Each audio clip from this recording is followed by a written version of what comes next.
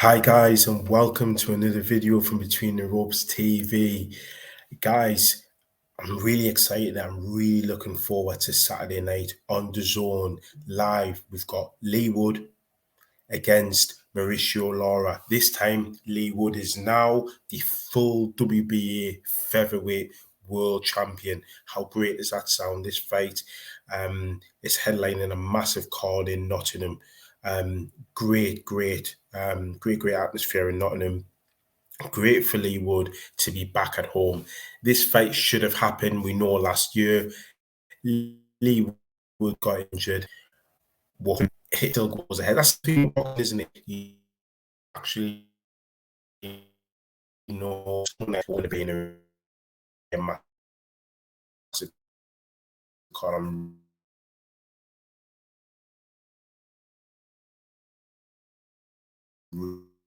Really look at it. Guys, it's Leigh Mauricio Lara. This is an easy one to predict. It's not, because you've got the power punching of Mauricio Lara against actually the two-prone system of Leigh. What I mean by that is he can box on the back foot, but he can have a tear up if he wants to. He can do that. He's got the power to dispatch you. We all know what he did to Michael Conlon. We all know what he did to Kanju. But we also know he can go on the back foot and put on a clinic if he needs to. Whether he's got the discipline to do it for 12 rounds, he's going to need to do it. It really is, because Mauricio Lara, as powerfully as he is, he's quite basic.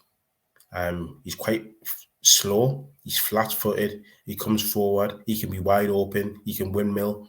Look, he's not a Marcus Maidana.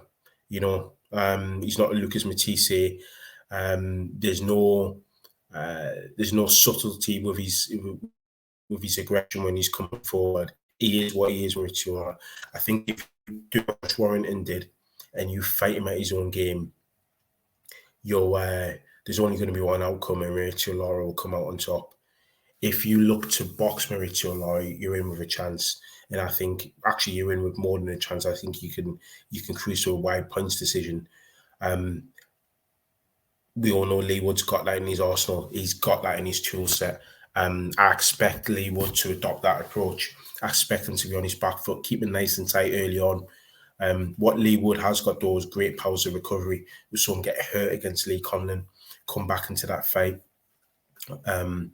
You know, there was some hairy moments for him.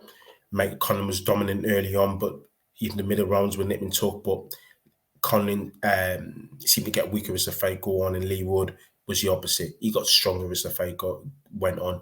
I just think that Mauricio Lara is a little bit too one-dimensional in this fight. And when you're talking about the elite level, world title level, you need more wrinkles to your game, as the Americans say. You need more strings to your bow.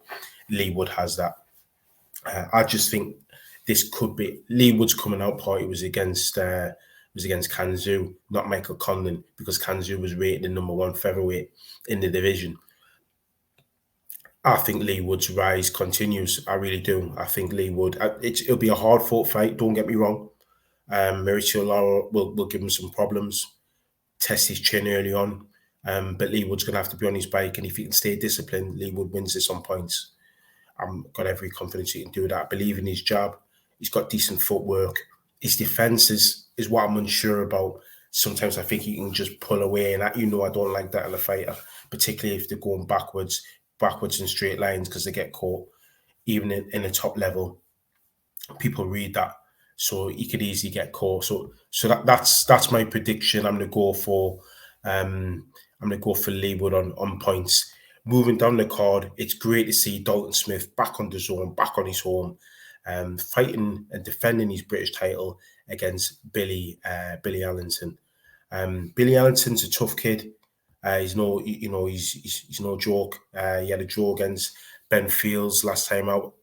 Technically, that was up at welterweight. He's had a good win against Jamie Robinson and some other domestic fighters. He also had a draw against Jamie Robinson as well. But I'm expecting Dalton Smith to be back on song. I'm expecting him to be back on form. Last time out, guys, Dalton Smith didn't really impress me against Casey Benjamin. I thought that was a tough fight for Dalton, which in respect could potentially be the making of him. If you look at all the most recent British fighters that have gone on to do something meaningful in the sport, I'm thinking of the likes of Carl Froch in particular. They've had tough domestic fights. Joe Calzaghe, tough domestic fights. I didn't mention Amir Khan because I think Amir Khan deliberately navigated himself from having those particular tough domestic fights, but he had them at world level and just below world level, to be fair. Anthony Joshua had that fight with Dillian White. You know, these type of fights, they stand you in good stead for when you're going the later rounds, the championship rounds later on. So Casey Benjamin's not a bad kid. And when you look at it, it wasn't a bad performance. It was a unanimous decision at the end of the day that we saw in November from from Dalton Smith. I'm looking to see a good measured performance. Prior to that, he had 3 stoppages. Ray Morlett, he had Sam O'Mays, and he had that Mauro Peroni or whatever, can't remember his name. But you know, they were really good measured performances. I like Dalton Smith. He's aggressive. He picks his shots really, really well. His shot selection's brilliant.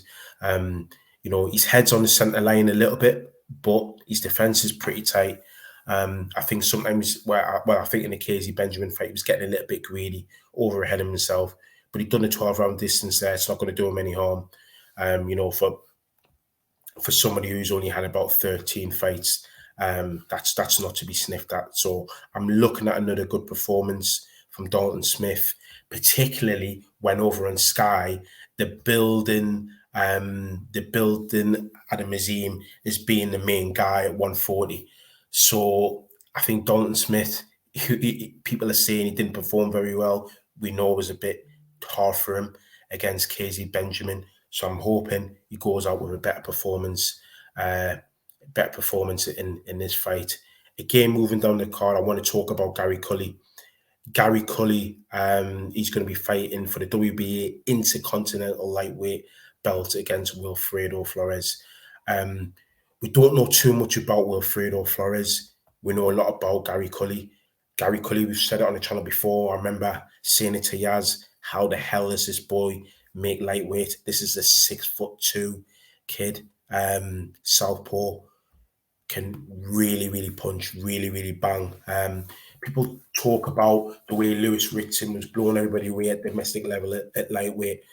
Yes, he's Irish, so he's not going to be fighting for the British, but he's kind of doing the same. Excuse me. If you look at his performance against Simeon Vasquez, in his last performance against Balmedi, he just blows people away. I want to see him in as much as active as possible because I worry about him doing the weight. So I want to see him kind of fast-tracked. He's got the ability to. I mean, he's only had 15 fights, but he's got rid of 9 within the distance. Wilfredo Flores, obviously coming from the States, he's got a pretty good pedigree. Unbeaten, he's only had the 1 draw as a blemish on his record. No one of note on his record, if I'm being honest. I don't want to be dismissive of him and just say that Gary Cully's going to walk through him. The Americans are better skilled overall, in my opinion. They've had access to better sparring. I think Gary Cully will get the measure of him earlier on. He's got a size advantage.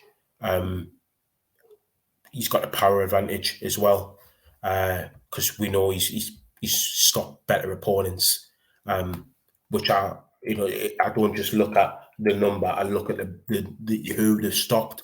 You know, you can have a record of 20 wins, 20 KOs, but if you stop tomato cans, it doesn't look as impressive as somebody who's had 20 wins.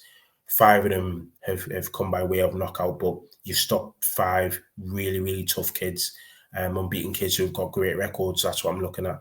This kid, 10 wins, 5 KOs. He's not stopped anyone of the caliber that Gary Cully has. That's why I think Gary Cully beats him and gets a win there. So that's another one that I'm really looking forward to.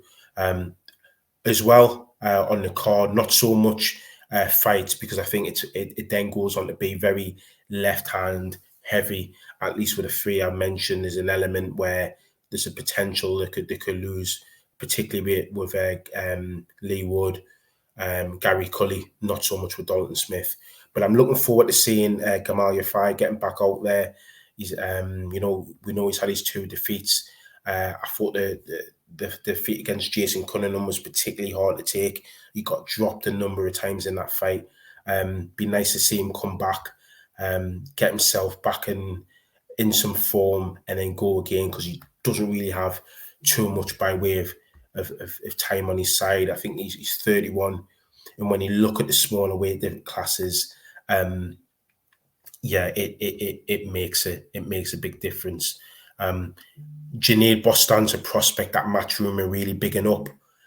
So it's Nico Levas, so it'd be interesting to see how those kids get on. The return of Sam Maxwell, some big fights for him at domestic level. He get through this, could potentially look at the winner of Ritz and O'Hara Davies, which is next month in Newcastle. And also Kieran Conway, it's always nice to see him. Tough, sturdy kid. He's up at super middleweight. I was shocked at that one. I remember him,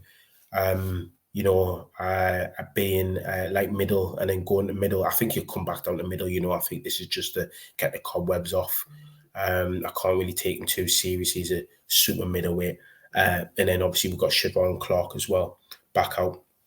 So it's looking to be a pretty good card.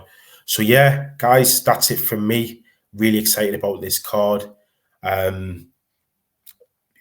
Join us for the live reaction, which we're going to be doing on Saturday, straight after the final bell. So join us to give your thoughts and listen to ours straight after the final bell on Saturday. Guys, thank you very much. Take care and see you on the next one.